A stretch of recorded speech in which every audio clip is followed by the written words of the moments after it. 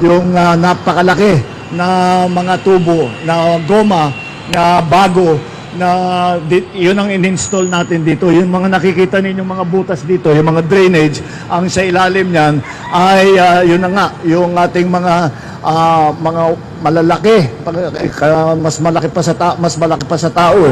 Yung malalaki na tubo na dinagay natin para makapag-drain na mabilis at hindi na magbaha dito. Mabuti naman, mukhang effective naman dahil kausap ko lahat yung ibang mga tiga rito at nila ay dati lumalampas daw sa second floor yung tubig dito kapag umuulan kahit kaunti lang. At maintindihan mo naman kung bakit, dahil kung titignan ninyo, lahat ng palabas dito ay pataas. Lahat ng pupunta mo mula rito ay pataas, kaya naman lahat ng tubig dito pupunta. Kaya yung drainage importante at itong tubig na drain dito ay dinadala sa San Juan River. Yan ang plano natin. At ang susunod na problema na kailangan natin lutasin ang pagkolekta ng basura. Dahil ang nangyayari dito, pagka pumapasok na yung tubig, dala yung basura, nababara na naman yung ating mga drainage. Kaya magpapatulong tayo sa local government, hihingi tayo ng tulong kay Mayor Joy at sabihin natin kung pwede ay gawa tayo ng sistema para tuloy-tuloy ang pag-declogging.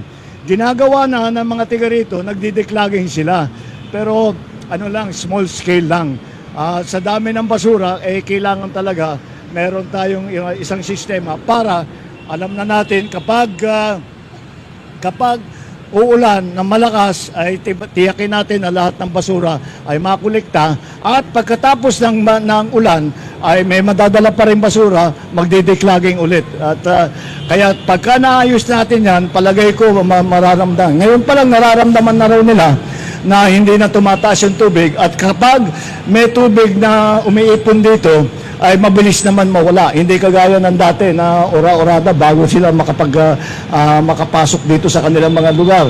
At lahat ng mga gamit nila na nasisira, lahat ng mga negosyo, nakikita niyo may mga sari-sari store dyan, may mga kung ano-ano mga maliliit na tindahan, siyempre, nasisira ang kanilang hanapbuhay, nasisira yung kanilang mga ipinagbibili. Kaya napakalaking bagay na ayusin natin ito. Kaya yan ang ating ginawa.